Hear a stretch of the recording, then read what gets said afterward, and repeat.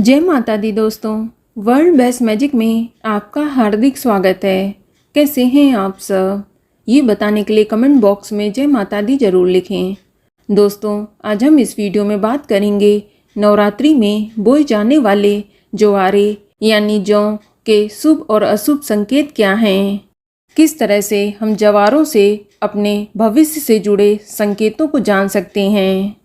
दोस्तों, ज्वारों का रंग बताता है कि ये हमारे लिए शुभ है या अशुभ। अगर जौ का रंग शुभ संकेत देगा तो ये बहुत ही अच्छा माना जाता है, लेकिन अगर जौ का रंग अशुभ संकेत देता है तो आपको क्या उपाय करना है जिससे कि आपको भविष्य में किसी भी तरह की कोई प्रॉब्लम ना हो। इसलिए आप इस वीडियो को लास्ट तक अवश्य देखें। दोस्तों, नवरात्रि के प्रथम दिन कलश स्थापना करके जवारे बोए जाते हैं और इसी के साथ 9 दिनों के नवरात्रों में देवी भक्त पूरे विधि विधान से माँ दुर्गा की आराधना करते हैं। आपको बता दें कि नवरात्रि में जौ बोने के बहुत से लाभ हैं। इसीलिए नवरात्रि पूजा में 9 दिन जौ को पानी दिया जाता है और इन 9 दिनों में रोजाना जवारे बढ़ते जाते हैं और अष्टमी या नवमी को नवरात्रि पूजा के समापन के बाद जवारों का विसर्जन भी किया जाता है। दरअसल नवरात्रि में जवारे इसलिए उगाए जाते हैं क्योंकि मान्यता है कि जब सृष्टि की शुरुआत हुई थी तो पहली फसल जौ ही थी, इसीलिए इसे पूर्ण फसल कहा गया है। बोए गए जौ सुख समृद्धि का प्रतीक माना जाता है और ये माँ अन्नपूर्णा का भी रूप होते हैं। कहा जाता है कि जौ को उगाकर भविष्य से संबंधित कुछ बातों के संकेत भी मिलते हैं। जैसे यदि जौ तेजी से बढ़ते हैं तो घर में सुख समृद्धि भी तेजी से बढ़ती है। तो जवारे के रंग से हमें पता चल जाता है कि हमारा आने वाला पूरा साल कैसा रहेगा। दोस्तों, नवरात्रि के पहले दिन ही कलश स्थापना के साथ ही जौ बोए जाते हैं। नॉर्मली 2 या 3 दिनों के बाद जौ अंकुरित होना स्टार्ट हो जाते हैं, लेकिन अगर आपके जवारों को उगने में ज़्यादा समय लग रहा है तो इसका संकेत ये है कि आपको आने वाले समय में काफ़ी मेहनत करनी पड़ेगी, तभी आपको काम में सफलता मिलेगी। जौ का देर से उगना एक अशुभ संकेत होता है, लेकिन वहीं यदि आपके जवारे 2 या 3 दिन में ही अंकुरित हो जाते हैं तो ये बहुत ही शुभ संकेत माना जाता है। और अगर अंकुरित जौ का रंग नीचे से आधा पीला और ऊपर से आधा हरा है तो इसका मतलब ये होता है कि आपके आने वाला साल का आधा समय ठीक नहीं रहेगा, लेकिन बाद में सब ठीक हो जाएगा। यानी अगर आपका कोई काम रुका है तो देर से ही सही, लेकिन वह पूरा हो जाएगा। लेकिन यदि आपके जौ नीचे से आधा हरा और ऊपर से आधा पीला है तो इसका मतलब ये है कि आपके साल की शुरुआत का समय तो ठीक रहेगा, लेकिन बाद में आपको कुछ परेशानियों का सामना करना पड़ सकता है।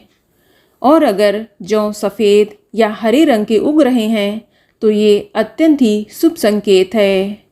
अगर ऐसा है तो मान लीजिए कि आपकी पूजा सफल हो गई और आपका आने वाला पूरा साल खुशियों से बीतेगा और घर में धन आगमन भी होगा और माँ लक्ष्मी का प्रवेश भी आपके घर में होगा।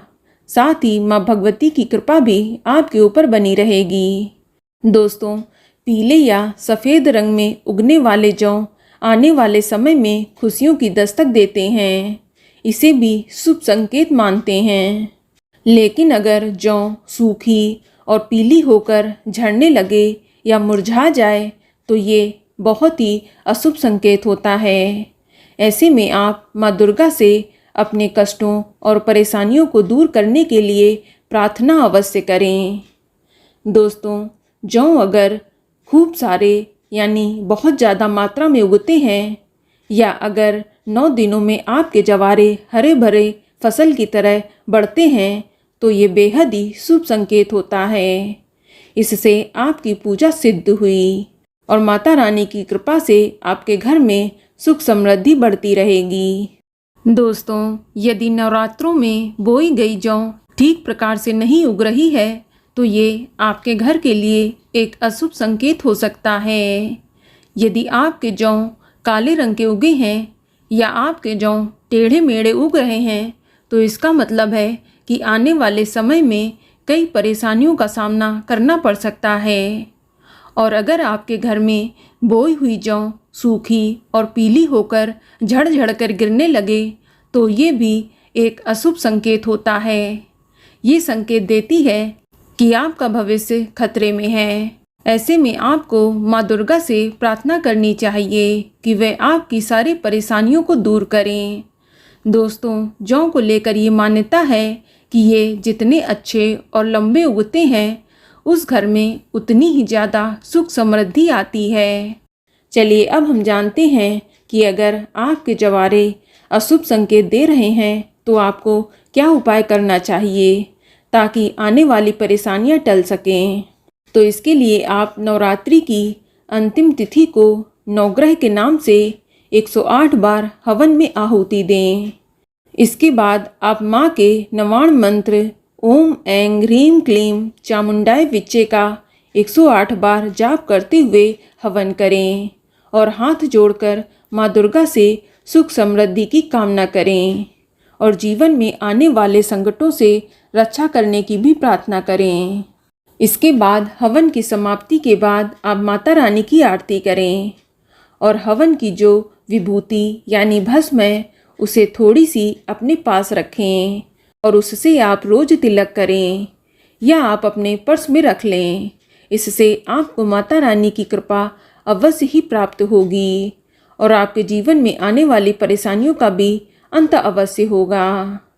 दोस्तों, 9 दिन के नवरात्रों के आखिरी दिन हवन करने के बाद उगे हुए जवारों का विधि पूर्वक पूजा करने के बाद विसर्जन आवश्यक है। इस तरह से नवरात्रि के पर्व का समापन होता है। चलिए अब जानते हैं कि आखिर जवारों का विसर्जन किस प्रकार करें। तो सबसे पहले आप कलश हटाएंगे, फिर जवारे के पात्र से 5 या 7 जवारों की पत्तियां तोड़कर माँ दुर्गा के सामने रख दें। फिर थोड़ी देर बाद आप इन जवारों की पत्ती को उठाकर अपने धन स्थान या तिजोरी में रख लें।